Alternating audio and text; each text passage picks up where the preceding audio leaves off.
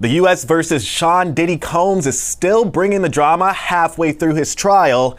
The rap mogul is facing multiple charges, including racketeering conspiracy, allegations of sexual assault, and sex trafficking, which could land him in prison for life. This week, we heard from a friend of Cassie Ventura who claimed he dangled her off a balcony. Another woman came forward with more details of alleged drug-fueled freak-offs, or in her case, hotel nights. And the judge threatened to kick Diddy out of court. I'm Carlos Greer, senior reporter for Page 6, and like you, I've got questions. Joining me today is CNN entertainment correspondent, and if you're a fan of Page 6, you'll remember her as my co-host on Page 6 TV, Elizabeth Wagmeister. And of course, entertainment lawyer, former litigator, and legal correspondent Lisa Bana is back to connect the dots on what these testimonies mean for the prosecution's case. All right, so Elizabeth, I'm going to start with you because you've been on the case since day one. You haven't missed a day in court. You're there right now, as a matter of fact. Can you just give us a brief synopsis of what's been happening in the courtroom from week 1 to week 4? What stood out for you?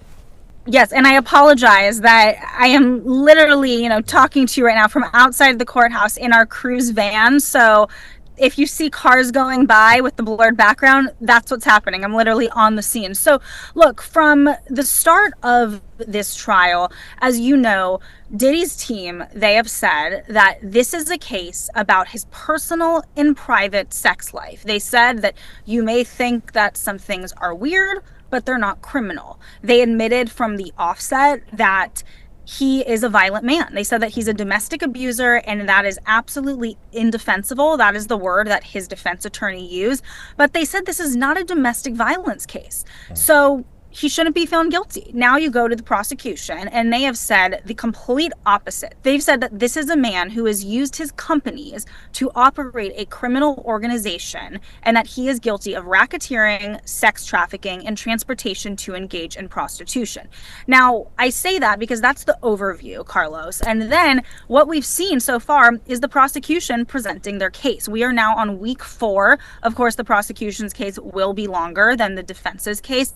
And they have brought on a series of witnesses, whether that is Cassie Ventura or the 2 women who are testifying under pseudonyms, Mia and Jane. They have all said that they were abused in different ways by Shawn Combs. And then we've had witnesses who have come on to corroborate their accounts, whether that's to say, yes, I witnessed the violence of Cassie, or whether it's to say, I worked for Shawn Combs and I was asked to get him drugs. I saw his bodyguards getting him drugs. People saw him being violent and they didn't do anything.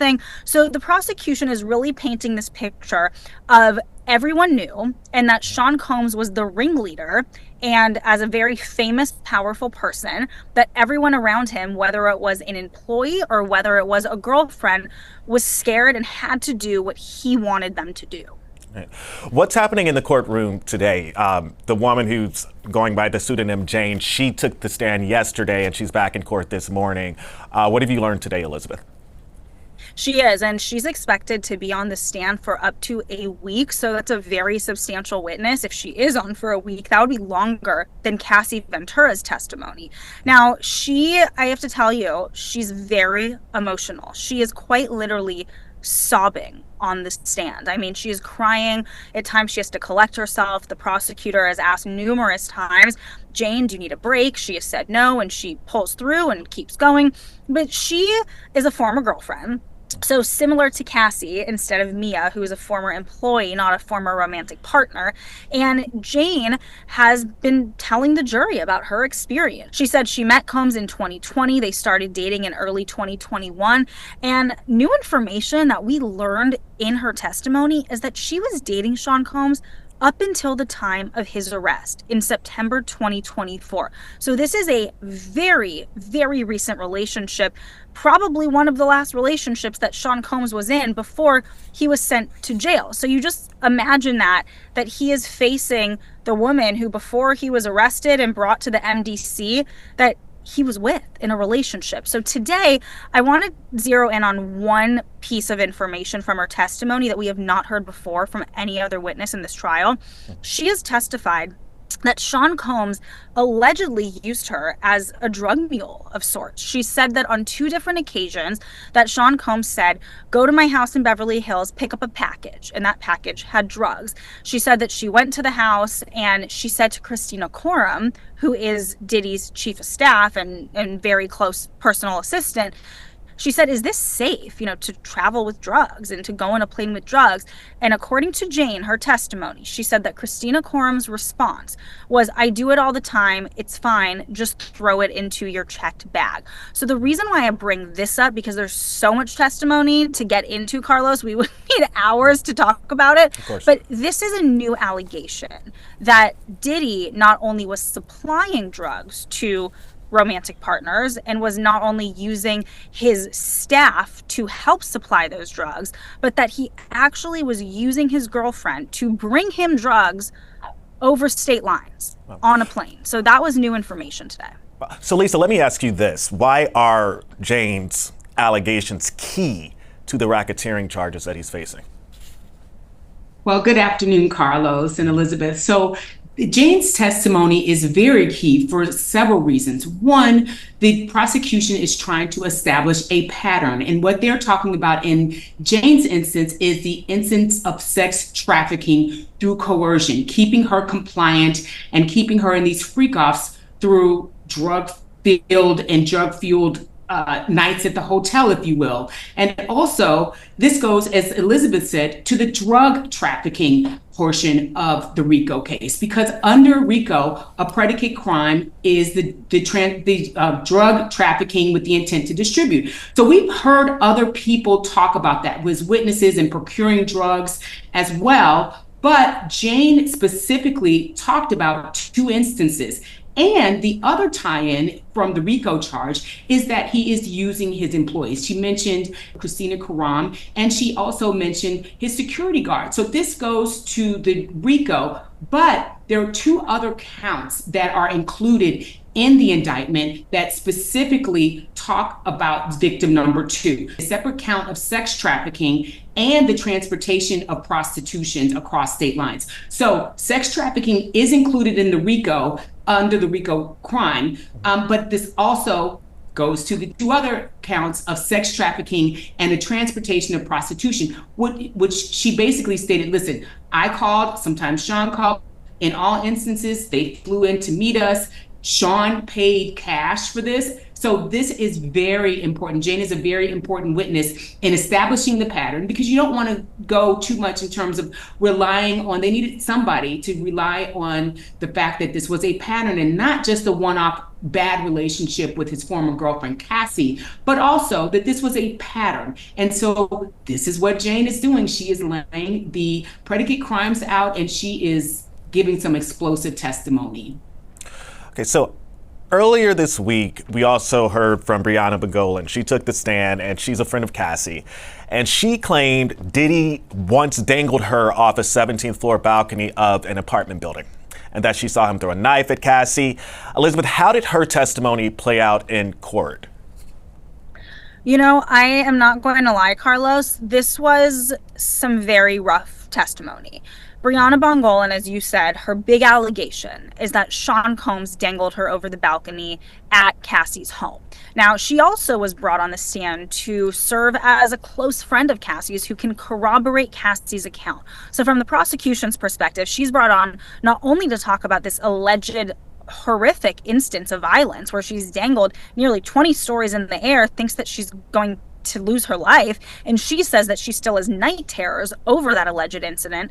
But from the prosecution's standpoint, she's also there to say, yes, I saw these things that were happening with Cassie, and to add even another layer of credibility to Cassie's testimony, even though we've heard from so many witnesses who have all corroborated Cassie's testimony, or at least pieces of her testimony.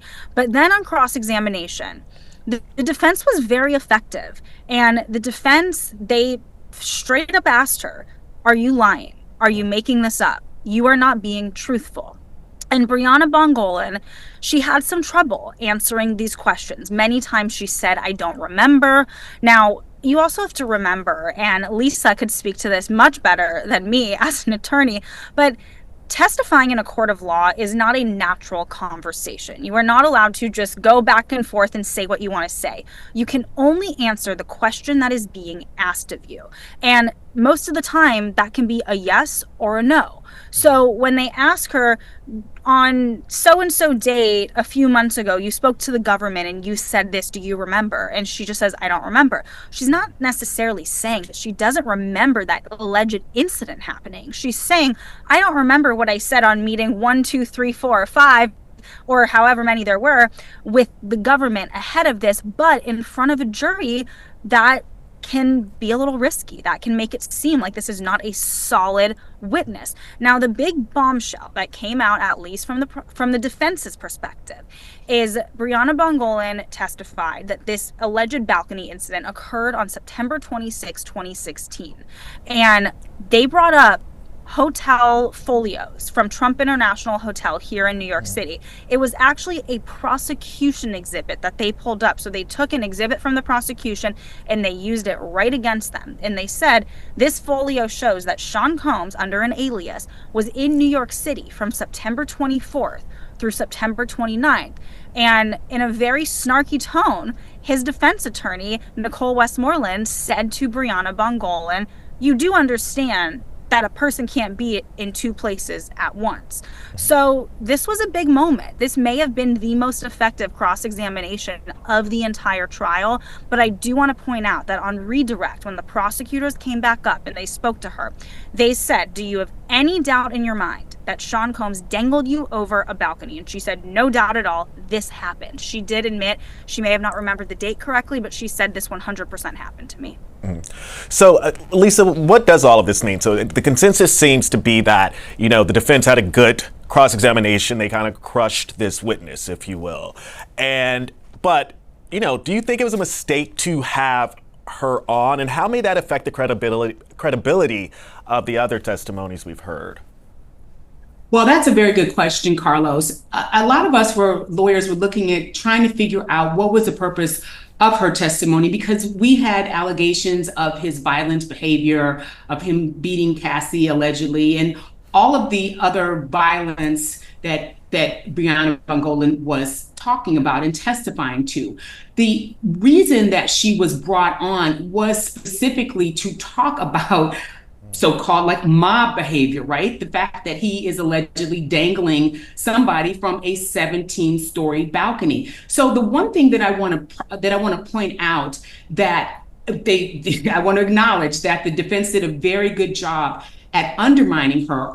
However, after that, the next witness that they brought on was a forensic expert that brought up a text message from Christina Karam's telephone, not Cassie, not Bryana's, but from Christina Karam's, that was seized by the feds, that had what we would call, contemporaneous conversation, where Cassie specifically said to Christina, what is going on here?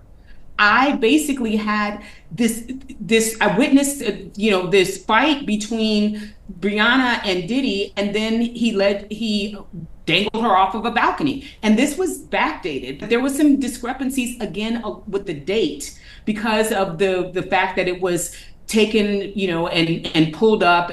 But my point here is that I thought that was a very strong point that a lot of people aren't really talking about, because we are mentioning a lot of the fact that, yes, the testimony did seem sketchy, because Elizabeth said, you have to stick to the question that is asked, and you might not remember specific dates, but I do remember it happened. And then we come in and we have a text that was sent to Christina Karam, and Cassie was like, I can't deal with this. So that, in my opinion, in my legal opinion, did seem to back up what the prosecution was stating, that this is mob-like behavior that did happen. So that was the important tie-in that I thought was really important that we bring into this discussion. Carlos, if I could chime in for a second, I just want to say that's an excellent point, Lisa.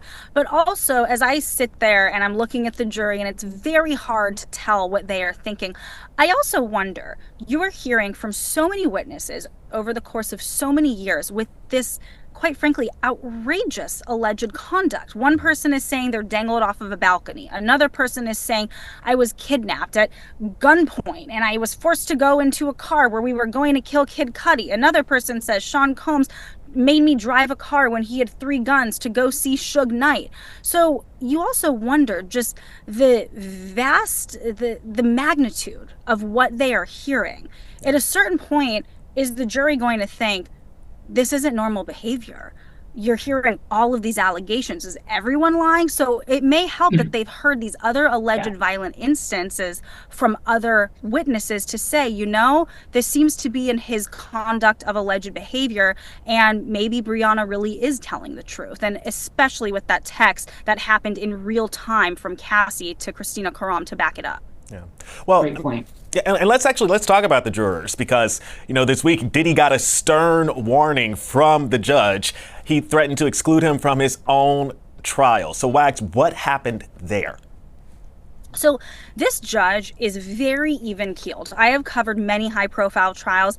Every judge is very different. Some are dry, some are a bit more bombastic. This one, he has complete control over the courtroom, and he's very calm.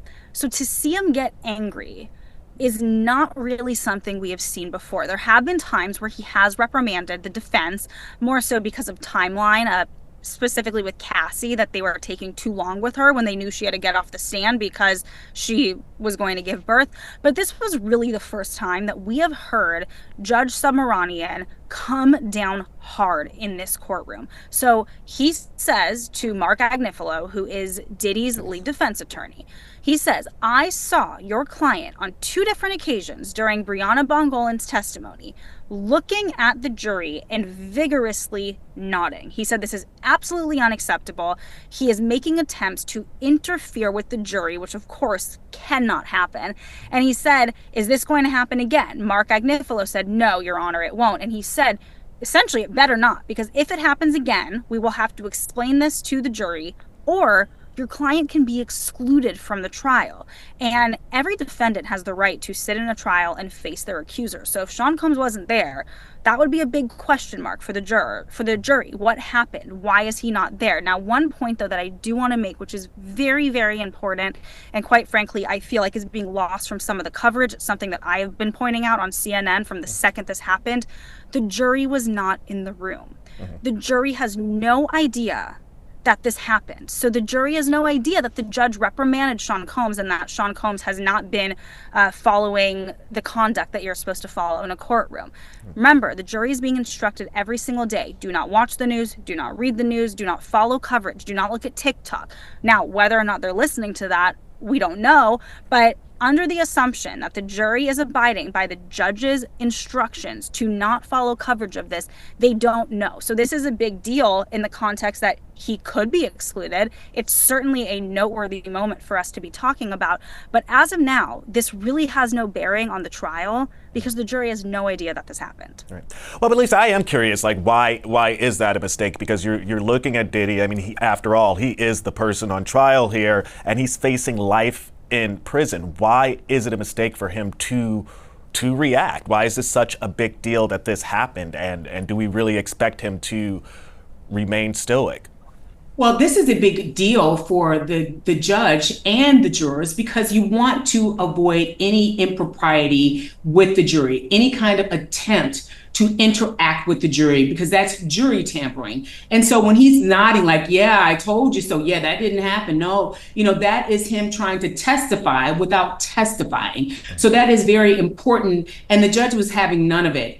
But I think it was important that he stated it. And also, as Elizabeth said, it was outside of the jury. So he can, if this happens again, he can come in and give curative instructions. As a last resort, he would ban Diddy from the courtroom because of the fact that if Shawn is found guilty, this will undoubtedly go up for appeal.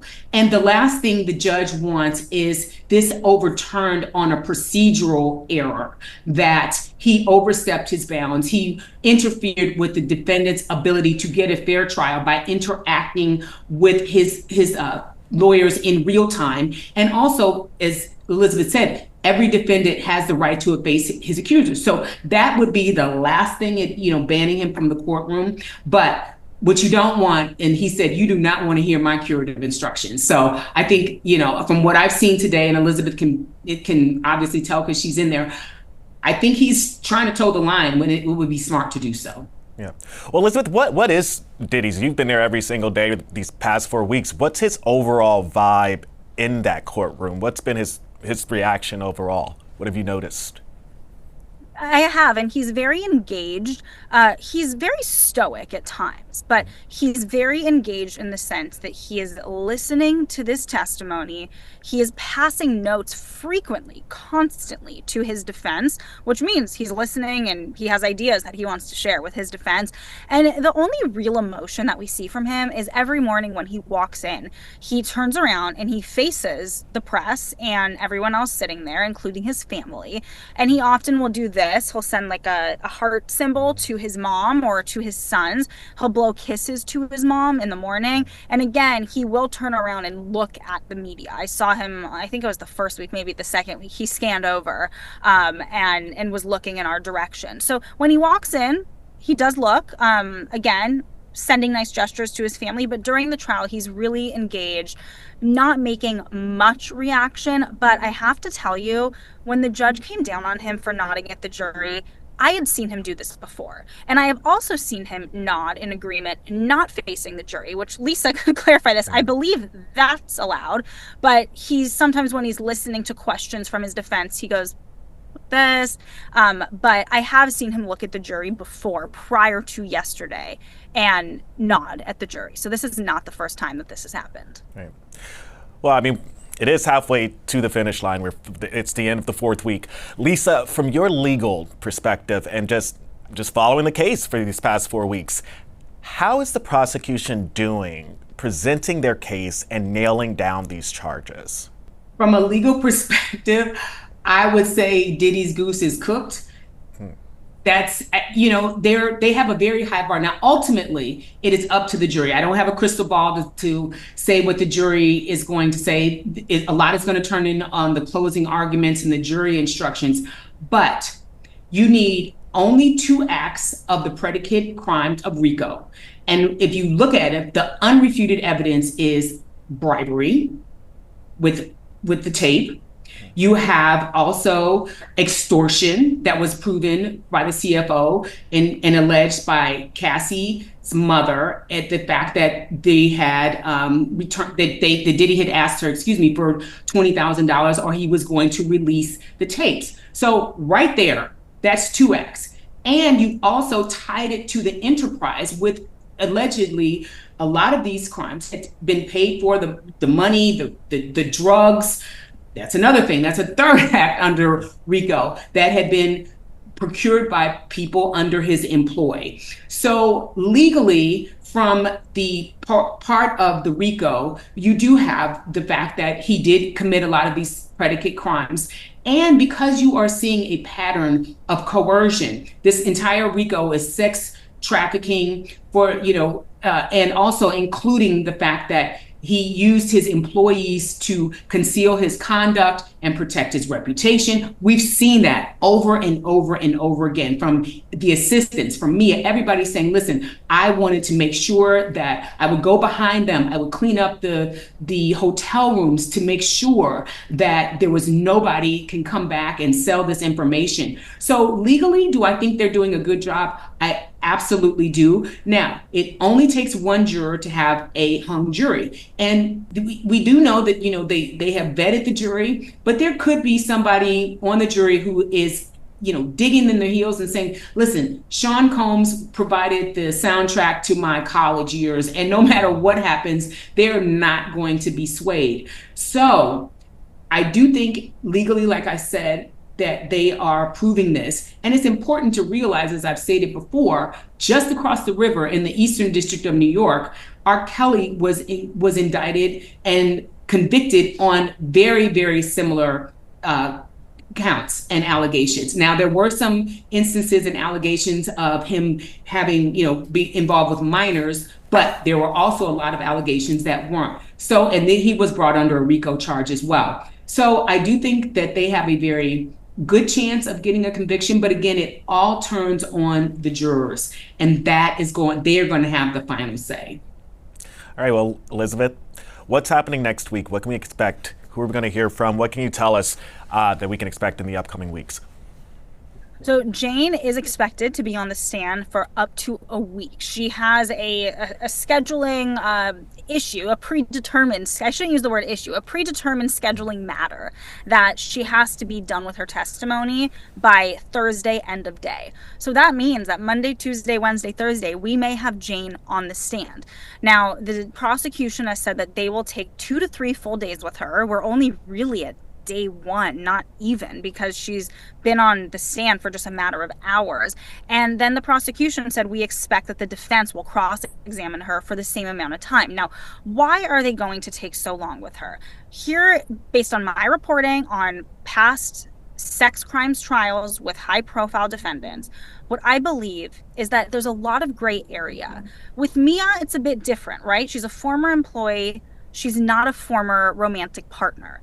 It's not as easy. You can't throw the defense on, why did you stay? Why did you continue to engage in these freak-offs, even if you say you were being coerced?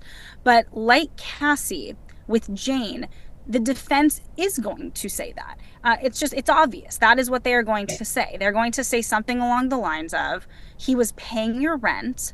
You said that you told him that you did not want to engage in these hotel nights or so-called freak-offs, but you did anyway. And this is a common theme that we've heard from detractors of the Me Too movement, from defense attorneys who represent these accused men on trial. We heard it in Harvey Weinstein. They say women have agency. You could have walked away. You didn't have to let him pay for your apartment, and you just stayed because of that, right? Now, again, I am paraphrasing what I imagine that the defense is going to say, and I think that is why this is going to take so long. Now, I will note the prosecution already has tried to get ahead of a lot of this, and they've been very effective in showing that this was a complex relationship. But where Lisa says it only takes one juror, it really only does take one. And you may have people who say this absolutely sounds like sex trafficking. He put her through horrific things. But you may have one person who says she could have walked away. Even if what was happening to her is horrific, she could have left. And that is why they brought in that expert witness, Dawn Hughes, to talk about typical behaviors among trauma victims and among sexual assault survivors. They are hoping that Dawn Hughes' testimony sticks in the minds of these jurors so that they understand some of these behaviors and why these alleged victims stay. So that is why this is going to take so long, Carlos. And I also think that's a pretty good summation of, I think, as we near the end of this trial, because remember, Jane is the government's third and final victim. Now, there will be other people to testify, but we are nearing the second half of this. So that is going to be something key in the deliberation room, which essentially is, did these jurors believe that these women were trafficked or not? And there you have it. Well, good to see you, Wags. And always nice to see you, Lisa. You can catch Elizabeth Wagmeister and her courtroom coverage on CNN. And Lisa, you've been appearing on CNN a lot too, breaking down this trial, so you can see her there as well. And of course, we love having Lisa on CNN. Thank you, Elizabeth. Thank you so much. And of course, for all things Diddy Trial, visit us at page6.com and watch us on YouTube.